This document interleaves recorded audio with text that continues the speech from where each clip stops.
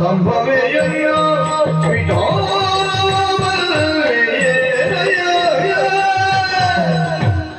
ಸುಭದ್ರತೆಯಿಂದ ಕೂಡಿರುವಂತಹ ನವಪುರಕ್ಕೆ ಪ್ರವೇಶ ಮಾಡುವುದರ ಜೊತೆಯಲ್ಲಿ ನಾನಿರುವಂತ ಸ್ಥಳಕ್ಕೆ ಬಂದು ಈಗ ಒಮ್ಮಿಂದೊಮ್ಮೆ ಪ್ರಕಟಗೊಂಡಿದ್ದವನೇ.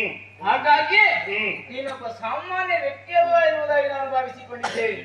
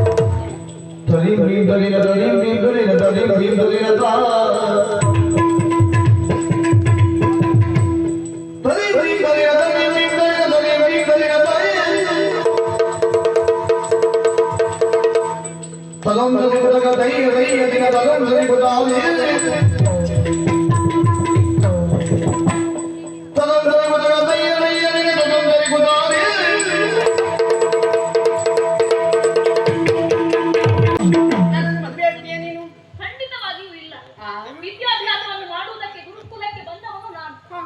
ಈ ವೇಳೆಯಲ್ಲಿ ನನಗೆ ಏನು ಕಡಿಮೆ ಆಗಿದೆ ಅಂತ ಈಗ? ನಿಮಗೆ ಕಡಿಮೆ ಆಗಿದೆ ಎನ್ನುವಂತಹ ಪ್ರಶ್ನೆ ಅಲ್ಲ. ನನಗೆ ಮಾಡುವಂತಹ ಕೆಲಸ ಬಹಳಷ್ಟಿದೆ. ಸಾಧಿಸಿ ಲೋಕದಲ್ಲಿ ಮೇಲು ಪಂಕ್ತಿಯಲ್ಲಿ ನಾನು ಇರಬೇಕು ಎನ್ನುವಂತಹ ಆಸೆ ನನಗೆ. ಸಾಧನೆ ಮಾಡಬೇಕು ಎನ್ನುವ ಕಾರಣಕ್ಕಾಗಿ ಯಶಸ್ವಿ ಪುರುಷರ ಹಿಂದೆ ಒಬ್ಬಳು ಮಹಿಳೆ ಇರ್ತಾಳಂತೆ. ನಿನ್ನಿಂದ ನಾನಿರ್ತೇನೆ. ಅಗತ್ಯ ಇಲ್ಲ.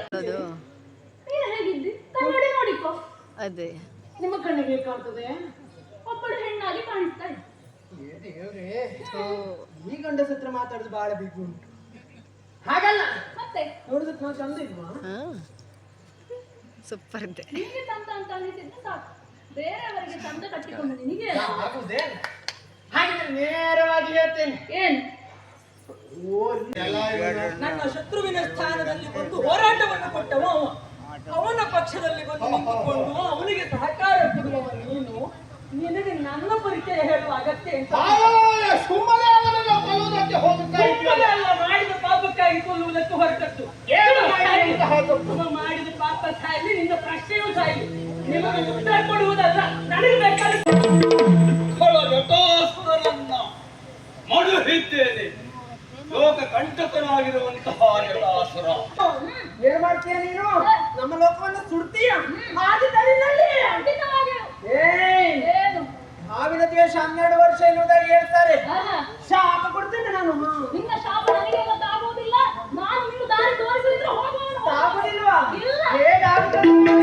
ವಿದ್ಯೆ ಮೊದಲು ನಿನಗೆ ತೋರಿಸಿರುವಂತಹ ವಿದ್ಯೆ ನಿನ್ನ ಕೊನೆಗಾಲದಲ್ಲಿ